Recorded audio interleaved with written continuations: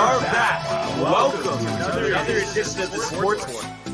And we are back. We got the full crew in the house. That is what it's all about. The Yankees, out of any team in the league, are the best equipped to handle a blow like this. I think there is a higher power at play here. He's due law of averages. That dude is the ultimate scrub. It's trash. Yeah. Every person you have in there is fucking trash. Next game, you're going to see a big performance. You can see it in the end of the game, and I'm just totally stoked and excited for this. And we are back. Welcome to another edition of the Sports Port, and once again, it is the Tony and Barnes Show. Anthony, how you doing, my friend? Doing very well. It is Friday. I'm excited for the weekend, guys. I don't know about you, Brian, but you're looking pretty spiffy in that tie-dye t-shirt. And where can we find this tie-dye t-shirt, Tony? You can find that tie-dye t-shirt as part of the summer collection at DowntimeTV.com. And something about staying tuned for the fall collection at DowntimeTV.com. Certainly Michael Theophil, the man himself, is on it, working on the fall collection. Brian working on the soundbite. It's going to be legendary. Yeah. No, love adding new bites to the mix. And you know what else I love? Some comments. Oh, and we got two to start off. Matthew, very fond of the shirt. Barnes, great shirt. Kid. Called you kid, dude. And Before, let's go Mets, first New York team to reach 90 wins. He's not wrong. Before, just relax, says Matthew. So love Matthew's comments, and we appreciate him always comments. Appreciate him tuning in. And for the Befers of the world with the Mets, let's just take it easy, bud. You beat the Pirates. You didn't win the World Series. But we got to wait a sec. We still have more wins than the Yankees to get there. And before, we displace that nonsense, I think we should just get started in the world of the National Football League. 6 for 101, 2 touchdowns. Uh-oh. To Evans. Touchdown, Tampa Bay. How about that throw? Sam Darnold blasted. Oh, my goodness. Did he take a hit? In trouble. What? Brings him down. Lost one for Odell Beckham Jr. Got it down. Touchdown. Right. All right, Tony. So we had the first NFL regular season game on Amazon Prime last night with the Kirk Herbstreit Al Michaels pairing. And we saw an exciting game right down to the final possession as the Kansas City Chiefs defeat the Los Angeles Chargers 27-24 in a game, obviously, as we mentioned yesterday, that featured two of the best quarterbacks in the NFL. And if you look at this one, just kind of give you a synopsis of how we got there. The first quarter was definitely, lower scoring than anticipated, with the Chargers actually shutting out the Chiefs and just having a field goal of their own. But the second quarter, we did get a couple touchdowns as Justin Herbert found Xander Horvath for a 1-yard touchdown pass. But then answering right back a little more than 3 minutes later, Patrick Mahomes to Jerick McKinnon for 9 yards. You like saying McKinnon? To make it 10-7 at the half with the Chargers with that lead. And then in the third quarter, the Chargers actually extend this lead to 10 with Mike Williams catching a 15-yard touchdown pass from Justin Herbert. And it was just ironic, Williams, I think 8 catches, 115 yards and a touchdown after only having 2 catches in week 1. But obviously the loss of Keenan Allen for this game played a role in there. Justin Watson, you look at it a little over 2 minutes after that, 41-yard touchdown pass from Patrick Mahomes to make it 17-14 Chargers. The Chiefs tie it up, 2 seconds into the fourth quarter with a Matt Amendola 19-yard field goal. And then what really shaped how this game would finish, you had Jalen Watson intercepting Justin Herbert on the 1-yard line, reading the play, 99 yards to the house to make it 24-17. And then, the Chiefs force a punt from the Chargers, and then add a 31-yard field goal of their own from Matt Amendola as they tried to wind down the clock. But the Chargers do drive down the field, and actually Herbert had to come out for a play because he got hit very hard in the ribs. We saw him in pain at that moment and afterwards as well. So you hope that, he'll be okay in that regard. We were talking about it before the show, Tony, that pass on 4th and 1 that he made down the field. I mean, for the touchdown, right? Or not for the touchdown, but for the first down that set up the touchdown. It was pretty crazy because at that point, maybe there was like a few plays after Herbert had went down and was and sat a play. Mm-hmm. And I mean, obviously, he gets tackled. I don't know the tackle he went down. I don't know. It didn't really seem like it was kind of like an awkward-ish tackle. I couldn't really tell like where the guy who tackled him kind of landed, or like because it wasn't like directly on his chest or on his ribs. I don't know if he he did it from the side, caught but a I think shoulder, it was maybe just that direct impact into the ribs, not so much the falling onto the actual hit itself. You're thinking hit itself. But yeah, he was out for a play, comes back in, he throws a crazy pass. I think through like almost 3 Chiefs were around his receiver, obviously trying to force it. Almost an interception at that point, and you're thinking, well, Herbert's probably hurt here. He's not going to be. He's not going to do nothing. They're not going to throw again. Like he couldn't even really. It seemed they couldn't even follow through very well. And then did you see the play before that? He could have. Wyatt was 4th and 1. He had an easy first down, and he just like threw it away with the space right in front of him because he literally couldn't run because of the ribs. I've never seen that. I know, dude. And then here he is, all of a sudden, just slings a ball and gets a first down, and obviously sets up for the touchdown and ruins the spread for me. But I mean, you gotta love that grit from Herbert. Yeah. And I haven't seen, I'm just going to check now. I haven't seen any updates this morning. Let's see. Gives injury update after x-rays. This was 8 hours ago. Brandon Staley, obviously the Chargers head coach, will be okay going forward. The results of they did not reveal the results of the x-rays, but he's not concerned. So I'm guessing it's probably deeply bruised ribs for Justin Herbert, and obviously, like you said, showing his grit. Yeah. And it's just amazing, though. Obviously after that score, they don't recover the onside kick. It was close, but don't recover it. Chiefs obviously kneel it out. And that made Patrick Mahomes. This is his 5th season, 22-3 within the division. The best start through 25 games in division since the 1970 merger. So just to show you the dominance that the Chiefs have had. And it's the funny part is, and obviously, when you're like you mentioned the whole covering situation, when you look at it just from a football win, it doesn't matter what the numbers are. The Chiefs have dominated in that regard, but with the spread, just because of how well they've played the last couple of years, it seems like their number is always inflated, and I don't think that they've covered as much as you would think for a team that's as good as they are. No, yeah, you're probably right. And speaking of division, we have a few comments here. Matthew Gabriel says Chiefs and Chargers are going to be battling for that division for the next decade, he believes. He also says Prime sucks. Not the same feel. I don't know. Kirk Herbie stinks. Great game, though. Yeah, I mean, we touched on it, and like I said, I don't even like Chris Collinsworth, but there was just something about on NBC with Michaels and even Tafoya from the sidelines. Right.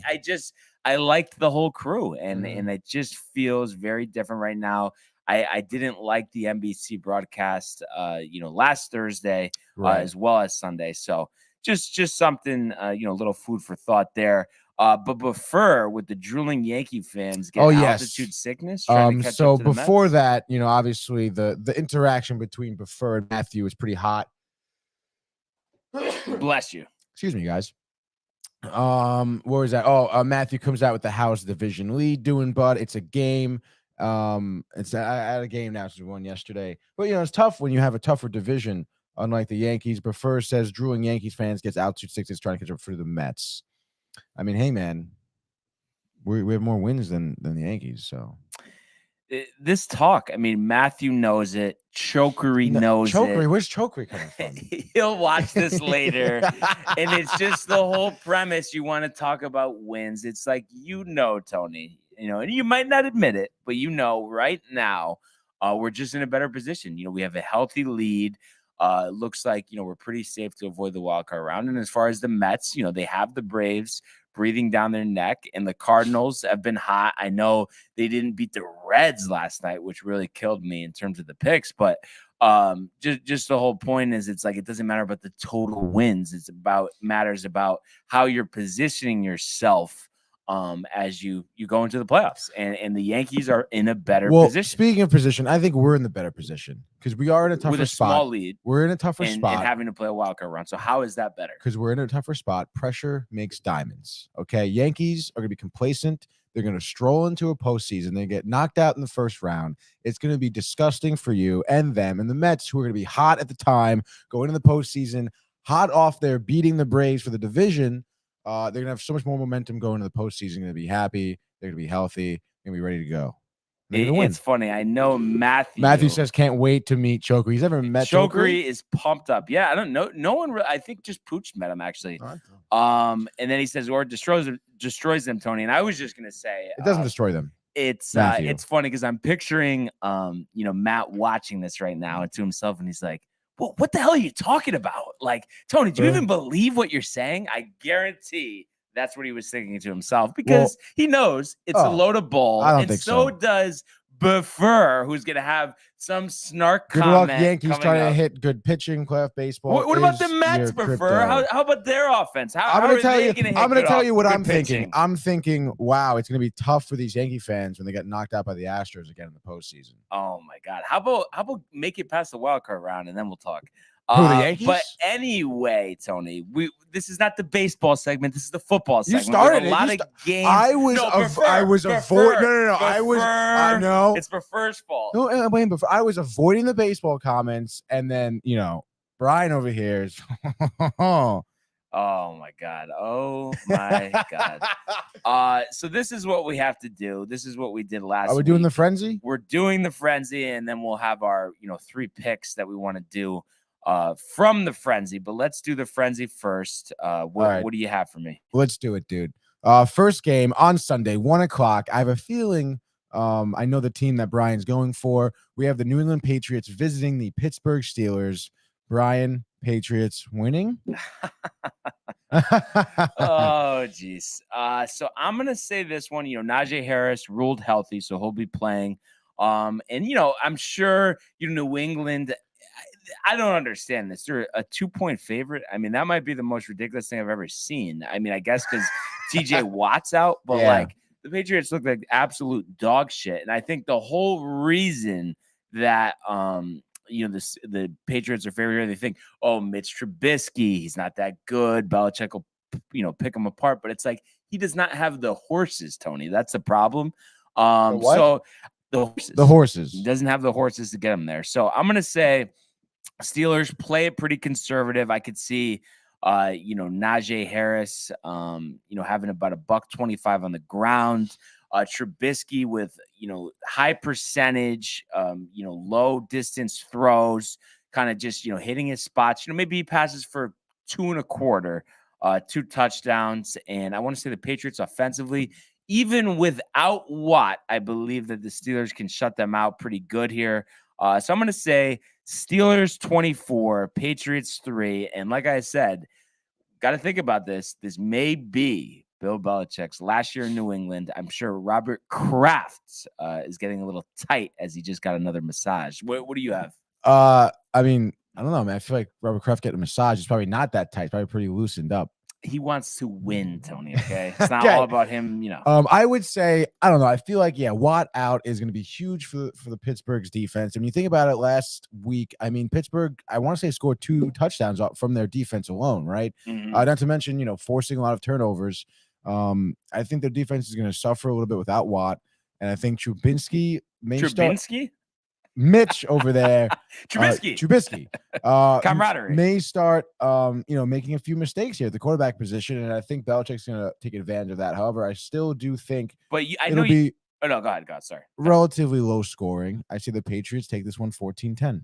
But I know you agree with me that he doesn't have the horses. Yeah. So I just don't think Pittsburgh Steelers. I don't know, dude. But you don't think the Pittsburgh Steelers are that good? But how good are the Patriots? I still think Belichick's going to find a way. You know, you're really slapping Choker in the face right now. You know he's a big Steelers fan, and you have to go with the pathetic New England Patriots. So I'm just saying, I'm dude. Appalled, Their offense, Pittsburgh's offense was not that great last week. Okay, they relied a lot on their defense, and I think the defense is going to be suffering. And I think you're going to be suffering. I think Renee's going to be suffering, as Matthew says. Pats suck ass. 30-10 Steelers over Pats. Renee does cartwheels all over the house to celebrate. And by the way, before we get to the second game, prefer Mets do not rely on the long ball. Okay, you want it? Prefer the Mets don't rely on the long ball because they can't hit the long ball. There they can. Oh my God. Lindor dinger last night. Yeah, great. Yeah, that crazy team record of 24 home runs for a shortstop. That must be a major league record. Anyway, continue on here. What does he have? Like 100 RBIs, I think. I don't know. Probably like 98 or something. That's still pretty good, dude. I think that actually is a record for who? For shortstops for the Mets. Yeah, and I think it's his career high as well, I believe. Yeah. Anyway, dude, we'll talk about the Mets later in their great victory. But 1 o'clock, we have another New York team who's probably going to lose, just like the Yankees. We have the New York Jets visiting Cleveland Browns. I know Brian is probably betting against the Jets here. Say it ain't so, Brian. Say it ain't so, Tony. And listen, you look at this and, with Flacco playing, the tenacity of that Cleveland Brown defense, and even, offensively with the running game, we saw Hunt have 2 touchdowns last week, Chubb run for $141. But I just think Robert Saleh, he's talking receipts. He's taking obviously receipts. A little worked up and really wants to show, listen. I know we lost to Lamar and the Ravens at home and we have to travel to Cleveland. But Jacoby Brissett, I think Robert Saleh, I know, his record as Jets head coach, being 4-14 doesn't speak volumes. However, I just think he's a defensive mind with a backup quarterback playing. He can figure out a way. In this game, is it going to be sexy? They're not going to score 100 points here, but the Jets defeat the Browns with the same score as the 2007 Super Bowl between the Patriots and the Giants, 17-13. Joe Flacco in the final minutes, Garrett Wilson from 36 yards out for the win. I'm thinking Flacco dead in the water. Mike White by halftime. Robert Saleh thinking, wow, maybe the Jets should have kept Geno Smith. I think the Browns cruise into a victory here, 21-10. All right. And then our next game here, there's a lot of games here. You have Brian's Washington Commanders in Detroit against the Lions. Commanders coming off their hot 1-0 start. Lions, tough loss week 1. Brian, what do we got? Dan Campbell is telling his defensive players, go for the kneecaps. And Carson Wentz could be injured by halftime. And I just think, listen, the Lions, obviously a disappointing loss, and we know Campbell's probably upticking on the caffeine slightly after this one. However, how much Tony, more of an uptick do you think, dude? I think they're going to ride DeAndre Smith and Jamal Williams and have Jared Goff, kind of like, what I wanted to see out of, Trubisky against the Patriots, just those high percentage throws, nothing crazy. And I think that'll be enough. And I think we're going to see Lions here 24, Commanders 20. Honestly, I could not agree more. The caffeine is high. Matthew also agreed with me, unfortunately, about the Jets, except about Geno Smith. But hey, you got to admit, Geno Smith, pretty good here for Seattle. Speaking of Seattle, actually, no, we're not getting to them yet. 1 o'clock and another game here. 1 o'clock on Fox. I have a feeling which team Brian's going to go with. We have Tom Brady's Buccaneers in New Orleans against the Saints. Both teams 1-0. Brian. Well, I mean, you do the math, Tony. I have the Saints winning the division. I have the Bucs winning 4 games this year, and Brady throwing 20 interceptions. Also, not to mention the fact that the Saints in the regular season, Tony, have beaten the Bucs 4 straight times. So let's have that trend continue. Let's have Marcus Lattimore heavily defend Mike Evans, who's banged up at the moment. Leonard Fournette banged up as well. Should be able to give it a go. But I think the Saints are going to get in Brady's stupid face, okay? Sacking him 7 times in a 21-3 victory here. Brady, a little crybaby. We know he won't shake Jameis Winston's hand, but Jameis will say, hey, man, I beat you. So you could go cry in the locker room by yourself as you did when you lost those 3 Super Bowls. Matthew asking the question, Barnes, are you high? That's too high. He goes, Bucks only winning 4 games. He goes, look at your eyes. Look at your eyes. Look at dude. your That's too high. eyes. But you know what, Tony? It's with Brady. I've said it Barney. before. And I'll say it again. You just can't expect, 23 years in a row, 24. He'll just keep doing the same exact thing. He's going to be crazy forever. Not how it Who's works. just crazy? Father Time is undefeated, Tony. Father Time. Remember me saying that when the Bucks finished last. So just had to give you that one. And I am very curious what you're gonna wax poetic about. Brady's gonna throw for 500 yards, blow out the Saints on the road, be 2-0. I can't wait to hear it. Yeah, dude, that's kind of what I'm going to say. I do think that Brady isn't going to be throwing many interceptions against the Saints here. I think he's going to be pretty solid. I think he's going to lead the Bucks to victory pretty easily here against the Saints. I mean, understand, Jameis Winston is a very, a great quarterback. I think he has a bright future with New Orleans. But right now, I mean, Father Time, it doesn't seem like he's catching up to the Buccaneers. Brian was talking about the divorce and the outside, the Bahamas. Week 1 comes, they win the game. Okay, I think week 2, they whole win 19 again. points they score. It doesn't matter, dude. A win is a win. Oh, all of a sudden now the points matter. But before it's like, the win column. It's a win. The Bucs are going to win again this weekend. On to our next game, Brian. I think I have a feeling who you're going to go with here too. And I think it's going to be in favor of New York because the Giants are hosting the Panthers. We saw what Baker Mayfield was about in week 1 against the Browns. Couldn't put it together. Of course, there's questions about Saquon Barkley, but Brian, what do you have? So actually, Tony, I have to correct you here. And just a small My mother part says of me, good morning. Good morning. And a small part of me, Dave, he's so riled. And if the Giants get off to a 2-0 start, I think Monday's show, that's all he's going to talk about. He's not going to talk about anything else. And I just think let's take it easy with the Giants. We talked about this on Monday. I mean, really, they lost that game. I mean, the kicker missed a field goal. That's it. They did the same thing in Daniel Jones' first start against the Bucs. The Giants are not that good. Saquon looked great. I will give you that, but I still think there's more talent on the other side of the field. And Matt Rule is coaching for his life here, as well as offensive coordinator and former Giants head coach Ben McAdoo. So a little bit of a revenge spot here. And not to mention Robbie Anderson back in the Meadowlands.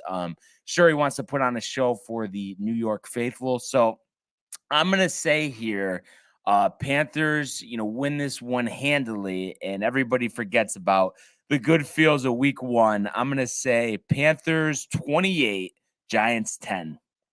I'm going to say Giants 28, Panthers 10. Barkley, a great ground game, and Daniel Jones, maybe showing some gritty runs here, taking a few hits, showing that, he could be New York's quarterback. As my mother is asking, is Brady getting divorced? Brian, you want to take this one? Yes. So currently they are living separately as Giselle looks for more out of Tom in the marriage. That's the latest that we have right now. Do you think they're close at all? Just emotionally close, you think they have a tight relationship? I can't see them being loving. I mean, supposedly, I don't know, too much, but supposedly, I think before all this happened, right? It was pretty good, and she feels like it's her time, and I think she wants to get back out there with the modeling and stuff. I don't know, man. I just feel like we've seen this script before. The divorce is happening. I'm sure the papers are already drawn up, and you can mark my word on that too. By the end of this football season, there will be at least a legal separation, Tony. So just keep that in mind. And yes, she was mad that he came out of retirement. Oh, wait, really? Yeah. Oh, that's got to be it. Oh, my mother did say it. I heard she came out. Yeah, mad coming out. Brian is really. What do you get? Do you get like what magazines do you get at your home? Huh? No, Star no. Magazine. Honestly, for all my news, and it might be a fault of mine. I mean, I'm pretty much all ESPN, Roto World, and Twitter. That's where I get everything. All right, dude. Let's go to the next game. Roto World. Shout out Twitter. That's NBC great. Sports Edge. NBC Sports Edge is Brian Barnaby reporting live. We have another 1:00 game. Indianapolis Colts against your Jacksonville Jaguars in Jacksonville. Brian, what do you think here? And our buddy Colts. Brandon will be there.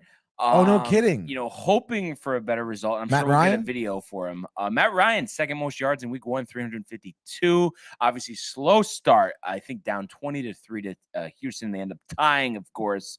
And then that costed Rodrigo Blankenship, also known as Hot Rod, his job, for missing a couple extra points and a field goal. But anyway, Tony, I just think this is a get right spot for the Colts, and I do expect Jacksonville to be better this year, but it's not this week.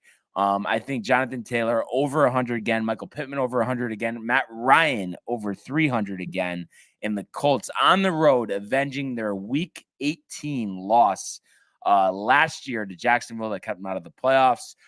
Give me the Colts here, 31-17 over Jacksonville. Honestly, I couldn't agree more. I did mention, I think Trevor Lawrence in Jacksonville they're going to go nowhere, to be honest. And I think Lawrence is going to want to get out of there. Maybe go to the Because it's a Giants. shit organization, dude. Hopefully go to the Giants. We will see. On to the next game. We have Matthews, Miami Dolphins, visiting Baltimore. They're going to be playing the Ravens, 1:00. CBS. Is Tua going to have a good game? And how many times is Hill going to get some targets here? So what I would say here, the Ravens at home, I think they're going to make minced meat, Tony, of Tua. I just can't see him stepping up in the pocket. I know numbers wise, was pretty good, but against New England, they're a last place team. And the Ravens here too should get J.K. Dobbins back, coming off that ACL tear last year. So I think Lamar, who had an uneven first game, really wants to prove his worth, going into free agency after the season. So I think he's going to run up and down the field, give him 4 total touchdowns, 2 on the ground. And I'm going to say he'll provide them 380 yards of total offense between rushing and passing. Tua will go for $150, 3 interceptions. Ravens 35, Dolphins 10. I agree. I think Lamar is going to open up the field a little bit here, and like you mentioned, I don't think Tua, although seemingly having a good week 1 or decent week 1, I don't think it's sustainable. And I mean, I think Baltimore's gonna be able to key on Hill, and like where else are they gonna go? Really? Yeah. And a few comments here. Matthew Gabriel, have a divorce. And then but first, says 42-year-old Giselle Bundchen modeling for AARP clothing line. That's pretty funny, Buffer. However, I mean, she still looks good, and she's still kind of like 42. Matt says, yeah, she's tight. My mother was on the news. Hot news, dude. Next game here. We have the Falcons in LA against the Rams. Now we're reaching the midday games. This is 4:05 on Fox at SoFi Stadium. Brian, what are we thinking? And this week, a treat for the second window here. 5 games starting 4:05 or later. Holy shit, dude. So that's always fun. But this one might take you off guard here. But listen, I did not like, and I know they have an extended rest from last Thursday. Didn't like the way the Rams looked. I think Stafford, they got to fix that elbow. I don't know how you fix it. But I think actually they're going to lose this game. And I know that's like, what are you talking about? 10-point favorites at home. And I'm going to take the Falcons straight up. And I am. I just think Stafford will struggle through the air. I think the Falcons, Mariota with the high percentage throws once again. Cordarrelle Patterson, I could see going over 100 yards again. Kyle Pitts maybe catching a couple touchdowns in the red zone. So give me the Falcons here, 28-17 over the Rams. The sky is falling for the defending Super Bowl champions. The sky is falling, Tony. I would say give me the Rams here, honestly. I think Stafford, it's his first game, struggling through the tennis elbow. I want to say, this past week, a little bit of rest, a little bit of rehab, a little bit more getting used to dealing with this injury. We know how how much grit Stafford has, and we know how good of a quarterback he is. And I think he has a lot of weapons around him. And obviously Cooper Kupp being the biggest one. And I think the Falcons. I think the Rams defense will rise to the occasion and stop some Falcons here. So give me the Rams. I will say 21-14.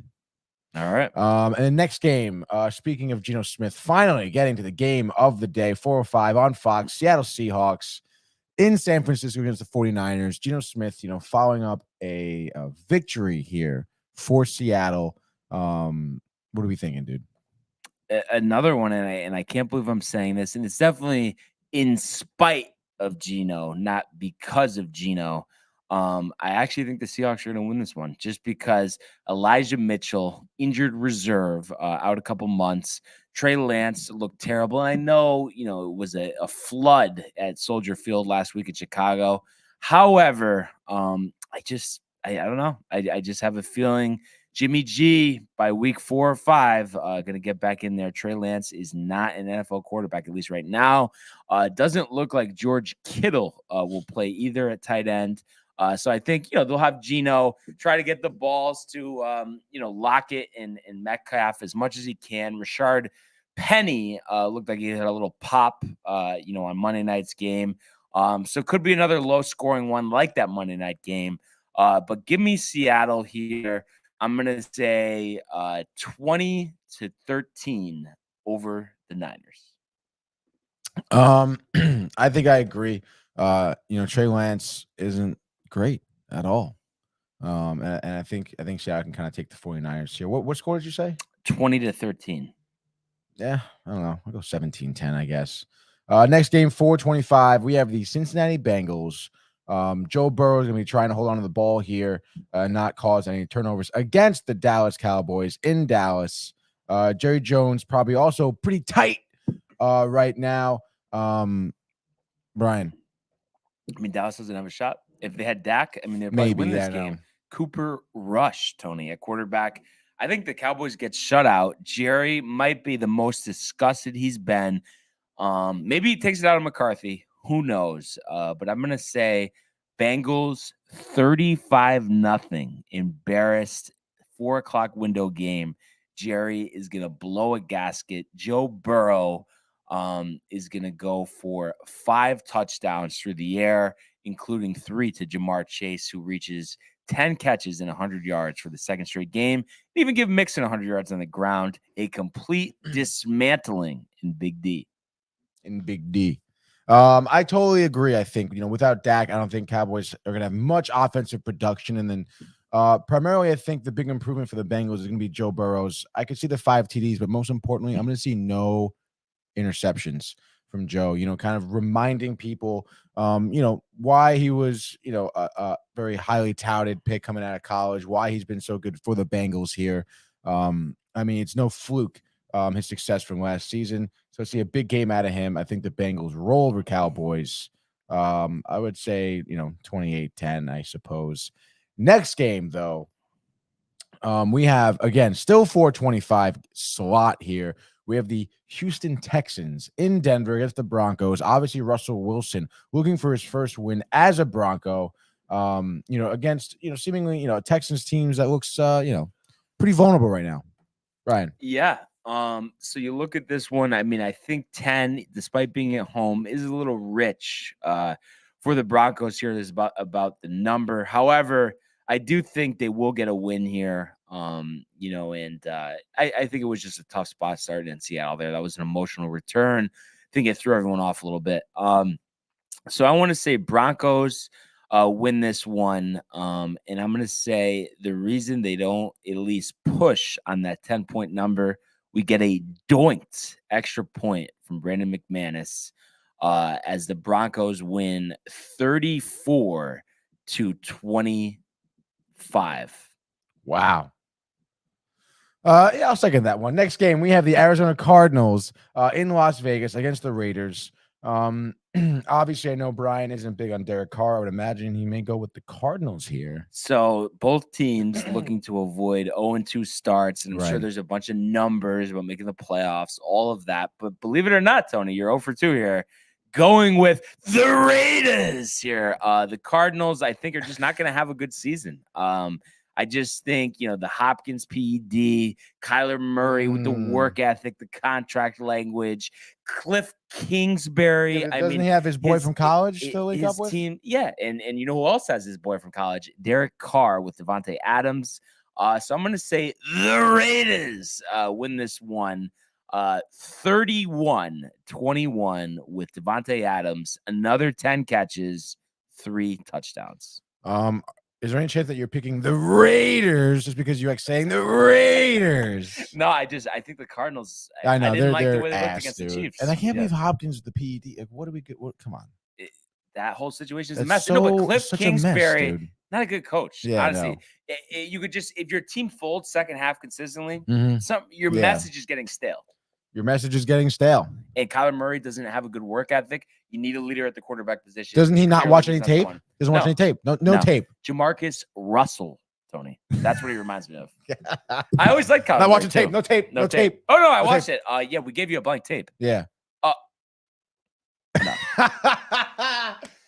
Oh, yes, the placebo tape. Last game of the night, 8:20, NBC. You know it's Chris Collinsworth, Brian's favorite guy, Mike back Tirico. in the saddle for the color commentator, and it is for the game against. It's the game with Chicago Bears, Green Bay Packers. I have a feeling that Brian is going to go with the Packers here for the primetime game here. on Sunday night. 41-0. Rodgers, 5 touchdowns, including 3 to Juju Smith-Schuster. Aaron Jones and A.J. Dillon combined for 200 yards rushing. Matt Eberflus, the good feels of week 1 have diminished. I couldn't agree more. This morning on Instagram, I actually saw a clip from, I guess, way back in the day when Rodgers got his first few snaps as a professional quarterback, coming in for Brett Favre for the Packers. And, of course, who's commentating the game? It's Chris Collinsworth, who thinks he knows everything. And he goes, oh, man, like, if Aaron Rodgers doesn't make some drastic changes, I don't think the Green Bay Packers are going to have any offense with him. And here we are, dude. I couldn't agree more. Packers rolling over the Bears. I think it's going to be like 35-10, honestly. Yeah. It's going to get a little ugly, dude. Yeah. And as Rodgers said last year to the Chicago faithful, I own you. That's what he said. So yeah, that's what we got. We'll talk about the Monday night games on Monday. But let's do our blazing 3, Tony. 3 picks, just winners, no spread. Who you got? Okay. I'll take the Pats over the Steelers. Why not? I want to prove you wrong. Okay. We talked about it. Give me Pats over Steelers. Okay, that's 1. Are you going to do all 3? Yeah. Okay, cool. My next one, I'll do Giants over Panthers. 0-2. Okay. And then I'll do Bucks over Saints. 0-3. Great. We'll fucking see who's laughing on Monday, man. Brian. I mean, right now, 13-7-1 versus 10-13. 13-7-1. Whatever. All right, Brian, what do you have? Blazing 3. The blazing 3 right now. Let's see. So I am gonna go. Sorry, now I gotta go back to this. I got a little off kilter here, Tony. Oh no. And of course, anytime you need something quick, it just doesn't happen. But definitely give me the Packers number 1. I mean, I think that's an obvious one there. Just to make it nice and easy. So we'll go Packers 1. For number 2, I got to go with the Raiders. I just think it's just the good feels with the Raiders. Good feels. They're not going 0-2. Too much hype coming into this season. And then for number 3, Tony, we are going to go with the Indianapolis Colts.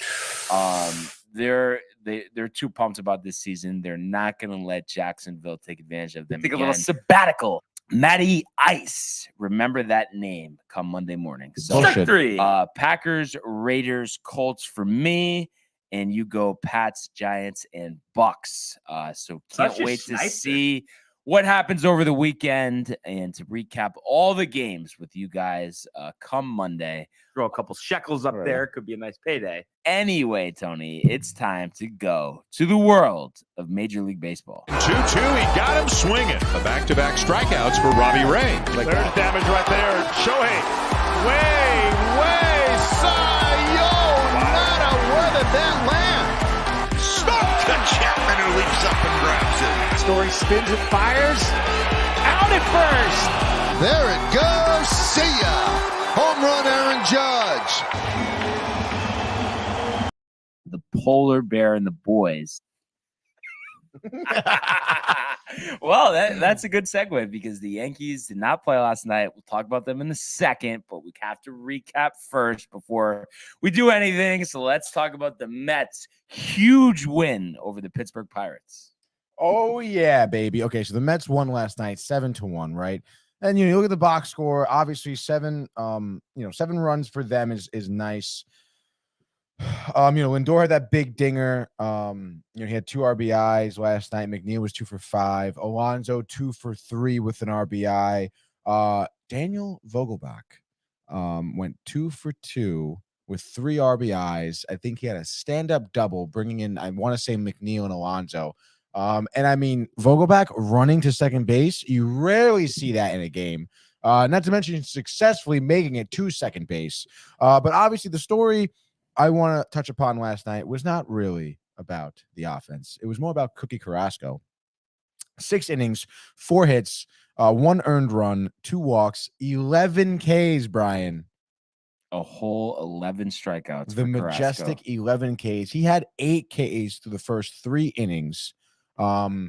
He was absolutely on fire. He reached 104 pitch count. 64 of them were strikes. So, he was working those off speeds, making a lot of swinging and misses outside the zone. I believe 9 of his strikeouts came from either his slider or his changeup. His fastball, as everyone knows, is kind of hittable, which is where most of his hits came from. But his changeup was deadly, and his slider had some phenomenal horizontal movement to it, and it was making batters, swing and miss pretty ugly. I believe it was Cruz who is the tall shortstop, right? Yes. He swung and missed at a lone away slider from Carrasco, and his bat went flying into the stands. Very embarrassing for him. But just a phenomenal night for Carrasco. I mean, when you think about it, I think from his last 5 starts, or maybe it's 4 starts now with this one. He has a 2.02 ERA. I mean, he's just been absolutely lights out. And when you think about it, his strikeouts per 9 innings, where I would say he has less. He averages out less than a strikeout per inning. And here he is getting 11 strikeouts over 6 innings. And like I mentioned, he had 6 Ks over the first 2 innings. He struck out every batter. His first, so it's absolutely just a phenomenal breath of fresh air for the Mets here. I mentioned the hitting, the Lindor dinger, the Alonso getting on base, like I mentioned. It seems like that, this is what the Mets should be doing, obviously, all the time, especially these past few series. And then to have that Carrasco, seemingly looks like the season high 11 Ks, looking like the best he has been all season. And I would say in a few seasons, honestly. I mean, that's great to have that momentum for him going into the postseason, because obviously, your third starter at this point is still Bassett, but I mean, your 4th starter is kind of a question mark. McGill's coming back. What's Walker going to be like? And look at Carrasco kind of, absolutely throwing gas here, and making the Pirates look foolish. And now you kind of increase your lead from half game to a game lead now against the Braves. Now you're getting some momentum where the Braves are seemingly slipping a little bit. So, I mean, certainly I think the Mets are going to start to take advantage of that, continuing their series against Pittsburgh. Brian. I'm just saying, I did mention this yesterday. Let's say Bassett doesn't make it through the 4th next start, shellacked. Mm-hmm. Carrasco might have the inside track as a number 3 starter for the postseason. It's very possible, but I'm not. You're tight about it because No, I don't think Bassett's going to have a few slip-ups here. I don't think so. It's just been deep into the season. He's a little older, maybe a little tired. Give a little rest here. So now let's say for whatever reason he does, you're still hard pressed. He's my 3rd starter.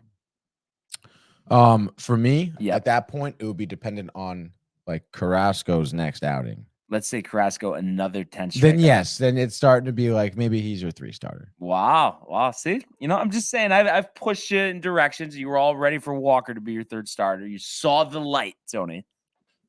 You were a Well, big Walker Walker started guy. doing bad. That's why. I mean, if Oh, Walker my was still doing great, I'm like, yeah, fucking put Walker in there.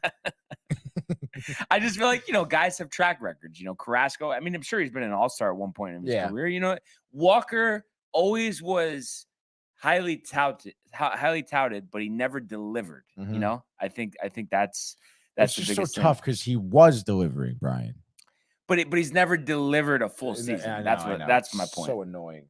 Um, Stupid and annoying. But hey, I mean, we've all had that before. So that kind of annoys me. I mean, you think about the Yankees over the years, whether it's the Sonny Grays, the AJ Burnetts, just to name a couple. And even to an extent, I don't know, Tyone. I mean, I feel like he's not bad, but I kind of think just because of how highly touted he was before he went to the Yankees. I know he had injuries. Right. Did they expected a little more? I mean, what do you think? I mean, I know you look at the numbers. Oh, they're not bad, but he doesn't. I mean, dominate. No, he doesn't dominate. But me personally, I guess as of right now, I would expect him to be more dominant. Yeah.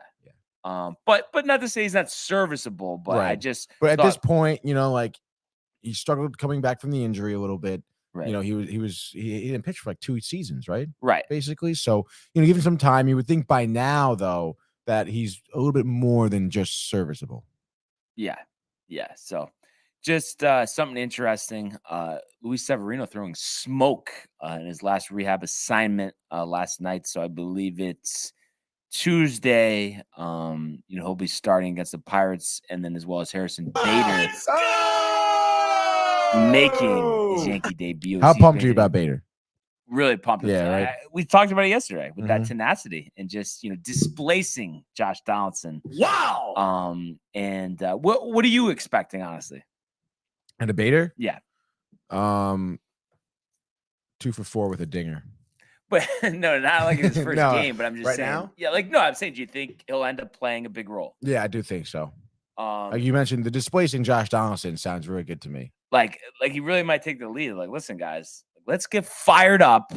No one's moping around. Donaldson, stop bat flipping. I don't want to see fly him balls near the field, Tony. Nowhere near the field. Let's make minced meat, Tony, and Josh Donaldson. Okay. You're really digging the minced meat this week, huh, dude? You started it. All right. But anyway. We got games tonight. So, we already had our football picks. So we'll just do the locals. So if you would, Tony, talk to me about your guy, Tawan Walker, versus my guy, Mitch Keller. I know, who it's tough. Dominated the Mets at home last time around. How do you see this one playing out? I understand Mitch Keller. I believe it was 6 innings, no earned runs. I believe something like that. I'm not sure how many Ks or anything like that. But I mean, you're looking at Walker's past few starts right now. His latest one, against Miami, 7 innings, 1 earned run, just giving 1 earned run up off a solo home run, right? So, one mistake basically is what he kind of made that, at least one drastic mistake. And then before that, he was taking quite a few L's. The most recent one was against Pittsburgh, 5 innings, 4 earned runs. I have a feeling. Okay, there's going to be a bounce back outing for Walker. You're looking at something along the lines of 7 innings, 1 earned run. I think you can get some length out of him here tonight. And to couple his impressive outing, you're going to have another good offensive night from the Mets, stringing along 2 strong wins here against Pittsburgh. I'm honestly feeling Tyler Naquin hit home run tonight. Okay, a big, maybe a 2-run homer from Naquin. He was hitting pretty well yesterday. He was hitting against the shift. He was making some good plays in the outfield as well, honestly. And I think he deserves, a little bit of an exciting moment in a dinger. Obviously, I'm still a little salty about him because he's really not that great. But I have a feeling, Brian. And I think with that, Pittsburgh isn't going to really have much. Mitch Keller maybe will probably have a good outing. I think it'll be kind of lowish scoring. But I still think the Mets, they'll score 4 runs, I think, and the Mets will win this one 4-1. It's funny. If we showed somebody the Tyler Naquin reel now, they'd be like, what are you talking about? Yeah. Oh my gosh. I still think the funniest one though is the one talking about the brotherhood with the Yankees. When I go, Tony, let me. I don't know why that always cracks me up. Speaking of brotherhood, my mother says, "Nice shirt, Brian. Copied from my Anthony." Well, I wouldn't say it's copying. It's what's the right phrase for it, Tony? Paying homage. Yeah, that actually is exactly what I wanted to say. So very good there, Tony. Tony, you're the best Mets predictor, says Prefer. Really? It's so funny. I would say out of anybody that I know, and obviously I don't really, I haven't met Prefer, but I think Prefer enjoys getting me going more than anybody I've ever come across. Think so even more than Pooch, literally. And it's just like, Prefer, listen. You could. I was gonna say there was some comment that I missed. I'm gonna put it up right now. Okay. Prefer, Yanks used to be great, but the baseball gods cursed your team. The Yankees finished August at 10-18, the second worst record in the AL. Quick October exit looks likely for a flawed roster. So a couple things here, Prefer. First of all, last time I checked, the playoffs don't start in August; they start in October. Second of all. I noticed, our division lead, I think, is over 5 times the amount that your division lead is. That's not a good comparison. Let me finish, Tony. Not a good comparison. And then lastly, you want to talk about a flawed roster, Prefer. I think you could easily say that the Mets have a more flawed roster because they're just reliant on a couple older pitchers. You're deflecting. As well as a couple flawed hitters. And I just think, I know, Aaron Judge, like carrying the team, this and that. But we got reinforcements coming back. Gleyber Torres looks like a different player. I'm sorry. The Mets will be made minced meat of in the wild card series. And I just can't wait to hear the excuse from Prefer when that happens. I really can't Prefer. So I challenge you, keep going with this negative Yankee rhetoric. Let me know how you doing. Let's say in about 5 to 6 weeks, we'll talk about this again. And I can't wait to hear what you have to say then, Prefer. All right. Anyway, Tony. So the Yankees do have a game tonight as they go to Milwaukee. 3 games set after that off day yesterday. And tonight, pretty good advantage. And I know last time out he was atrocious, but overall, I like our chances here with Frankie Montas on the hill versus Adrian Hauser, 6-9, 4.61. Montas 5-12, 3.89. And I just think the Brewers offense is just no match for our offense, which we've really seen get going. And I mentioned Gleyber Torres, and I think he's been vital here. Aaron Judge, we could talk about him forever. 57 home runs. An absolute historic season. Nobody's season matches up with him just because if you think about the defense, the high batting average, the number of RBIs, no one's come close. No one has come close. So an all-time season, and the fact, too, that he has a 20 home run lead on the next guy in the majors, that's unheard of. That's something that hasn't been done literally before since Babe Ruth. And what I was saying in terms of the Brewers offense, you look at the numbers here, Rowdy Tellez has 30, Willie Adames has 28, and Hunter Renfroe has 25. But I think those are the type of guys that do their damage, against weak teams or when the games don't matter. But and against the game, again in a game against a team like the Yankees who are trying to, just finish out, this AL East championship. Now the magic number is down to 13 games, and we could be looking at 11 by the time tonight is over. Against a team like Milwaukee, and I would feel so much differently if, Christian Yelich and Andrew McCutcheon, were their old selves, but they are shells of themselves. So you think about Adrian Hauser on the mound, a mediocre lineup. There's nothing to fear here. So I think Frankie Montas, Tony, will give them 6 scoreless innings. I want to say offensively, Judge number 58, Gleyber Torres number 22 to go along with 3 hits in totality. And I want to say here, the Yankees win this one 6-3. Clay Holmes, an immaculate inning to finish it off. And then the Rays will lose, magic number down to 11. Let's go. And I could just tell by your face, I don't have the comments up, that Buffer has some nonsense rhetoric on the screen. So let's hear it. There's a couple comments here. Brian, first one's from Buffer. He says Barnes, the legendary question dodger. And then he goes deeper, saying Barnes has never answered my question since day one, always circling the wagons, dodging the essence of my questions. And then my mother says, Brian, just say, okay, you're right. It will be okay. Eventually, the Yankees will come back, maybe next year.